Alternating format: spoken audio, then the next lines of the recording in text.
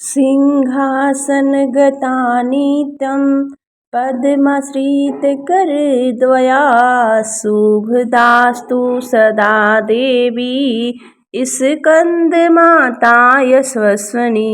पहाड़ों पर रहकर सांसारिक जीवों में नव चेतना का निर्माण करने वाली स्कंद माता नवरात्रि में 5वें दिन इस देवी की पूजा अर्चना की जाती है। कहते हैं कि इनकी कृपा से मूड भी ज्ञानी हो जाता है। स्कंद कुमारी कार्तिकेय के माता के कारण इन्हें स्कंद माता नाम से भी अभिहित किया गया है। इनके विग्रह में भगवान स्कंद बाल रूपी में इनकी गोद में विराजित हैं। इस देवी की 4 भुजाएं हैं। ये दाईं तरफ की ऊपर वाली भुजा के स्कंद को गोद में पकड़े हुए हैं। नीचे वाली भुजा में कमल का पुष्प, बाईं तरफ वाली भुजा में वज्र मुद्रा में है और नीचे वाली भुजा में कमल पुष्प। इनका वर्ण एकदम शुभ्र है। ये कमल के आसन पर विराजमान रहती हैं, इसलिए इन्हें पदशना भी कहा जाता है। सिंह इनका वाहन है। शास्त्रों में इनका काफी महत्व बताया गया है। इनकी उपासना से भक्त की सारी इच्छाएं पूरी हो जाती हैं, भक्त को मोक्ष मिलता है। सूर्यमंडल की अधिशास्त्री देवी होने के कारण इनका उपासक अलौकिक तेज और कांतिमय हो जाता है। अतः मन को एकाग्र रखकर, पवित्र रखकर इस देवी की आराधना करने वाले साधक या भक्त भव सागर में पार करने में कठिनाई नहीं आती है। चंद्राहुसलका शार्दूलवरवाहना कत्यानि शुभम दधा देवी दानवघतानि।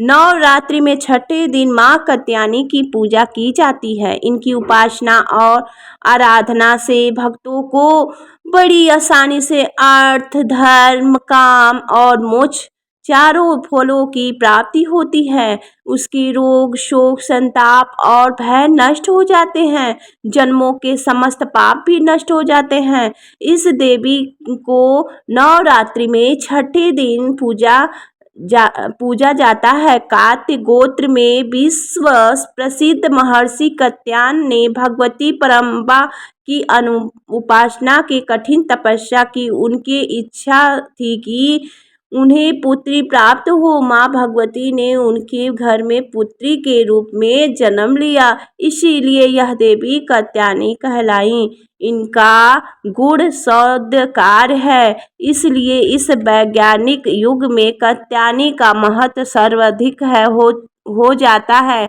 इनकी कृपा से ही सारे कार्य पूरे हो जाते हैं। ये वैद्यनाथ नामक स्थान पर भी प्रकट होकर पूजी गई थी। माँ कात्यायनी अमोघ फलदायिनी है। भगवान कृष्ण को पति रूप में पाने के लिए ब्रज की गोपियों ने इन्हीं की पूजा की थी। यह पूजा कालिंदी यमुना के तट पर की गई थी, इसीलिए यह ब्रज मंडल की अधिशास्त्री देवी के रूप में प्रतिष्ठित है। इनका स्वरूप अत्यंत भव्य और दिव्य है। ये स्वर्ग के समान चमकीली और भास्वर।